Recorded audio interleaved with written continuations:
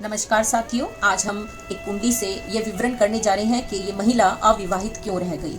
इसके लिए हमने उनकी जन्म कुंडली और नवम भाव की कुंडली यानी कि D9 कुंडली दोनों को बनाकर आपके सामने रखा है। इस कुंडली से हम ये जानने की कोशिश करेंगे कि ग्रहों का ऐसा क्या या प्लेसमेंट रही जिससे इनकी शादी में दिक्कतें आई।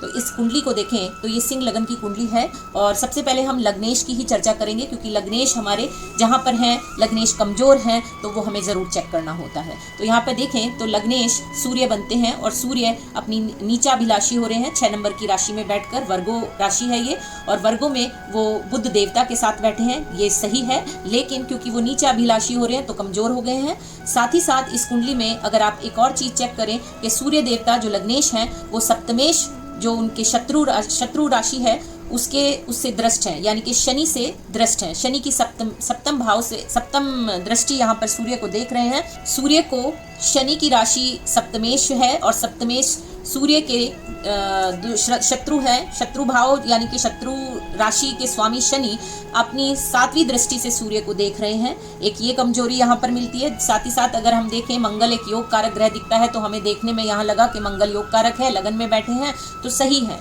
लेकिन मंगल अगर लगन में बैठ गए हैं तो मांगलिक भी बनाता है और मंगल देवता सप्तम हाउस को, आपके स्पाउस के हाउस को, आपके जीवन साथी के घर को देख रहे हैं 7वीं दृष्टि से। तो ये भी एक नकारात्मक हमें दिखा यहाँ पर। और इसके अलावा अगर आप बात करें कि सप्तमेश यानी कि शादी के जो कारक ग्रह हैं वो होते हैं शुक्र देवता। शुक्र देवता 7 नंबर की राशि यानी कि स्वराशि के होकर राहु केतु अक्ष में आ गए हैं, ये भी इनके लिए एक कमजोरी दिखती है। इसके अलावा एक और कमजोरी दिखती है कि जो सप्तमेश है शनि वो अष्टम में जाकर बैठ गए हैं, 8वें घर में जाकर बैठ गए हैं, लेकिन वो नीच गुरु से कंट्रोल में है। अगर आप देखें तो इस राशि के स्वामी बनते हैं गुरु। 12 नंबर की राशि जो मीन राशि बनती है उसके स्वामी बनते हैं गुरु और गुरु नीच के हैं यहाँ और षष्टेश के राशि में बैठे हैं, यानी कि मकर राशि में बैठे हैं। मकर राशि में गुरु नीच के हो जाते हैं। तो इस तरह से हम देखें तो ये D1 चार्ट में सभी इनकी जो ग्रह दशा हमें दिख रही है, जिस तरह की प्लेसमेंट है ग्रहों की और हाउस प्लेसमेंट है, वो सभी हमें कमजोर दिखती है। अब बात करते हैं कोई भी शादी की, अगर हम देख रहे हैं शादी के बारे में चर्चा कर रहे हैं तो हम D1 चार्ट से ही नहीं कर सकते हैं। उसके लिए हमें एक और कुंडली माइक्रो लेवल पे भी उसके ग्रहों का देखना होगा कि ग्रह किस तरह से हमारे स्ट्रेंथ में है।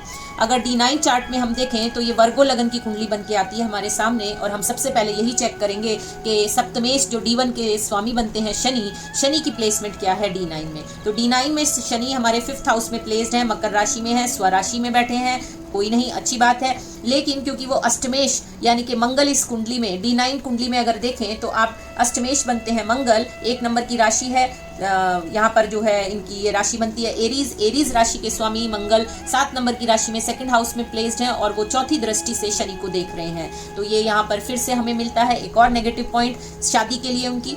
दूसरी बात हम देखें तो लग्नेश या जो D1 चार्ट के लग्नेश हैं वो हमारे सूर्य देवता हैं। सूर्य देवता हमारे 9th हाउस में बैठे हैं, 2nd नंबर की राशि वृषभ राशि में। अब यहाँ देखें तो अष्टमेश सूर्य को भी देख रहे हैं 8वीं दृष्टि से, मंगल की 8वीं दृष्टि पड़ रही है। आप देखें तो 1 2 3 4 5 6 7 8 वृषभ राशि पे जहाँ सूर्य बैठे हैं वहां पर भी मंगल 8वीं दृष्टि से देख रहे हैं। तो यहाँ पर भी हमें कुछ नकारात्मकता दिख गई है। इसके अलावा जो शुक्र देवता हमने बोला शादी के कारक हैं, आप देखें तो यहाँ पर भी शुक्र देवता राहु केतु के ही अक्ष में मिलते हैं। तो इस स्थिति में हमने देखा कि ये स्थिति शादी के लिए अनुकूल हमें नहीं दिख रही है और इसीलिए इस चार्ट को हम कह सकते हैं कि ये जातिका जो है विवाह के लिए कहीं ना कहीं परेशान दिखती है और इनका विवाह संपन्न नहीं हुआ अभी तक, विवाह की इनकी कोई भी बात नहीं बनी है। आज के लिए साथियों इतना ही, फिर मिलते हैं अगले वीडियो में। धन्यवाद।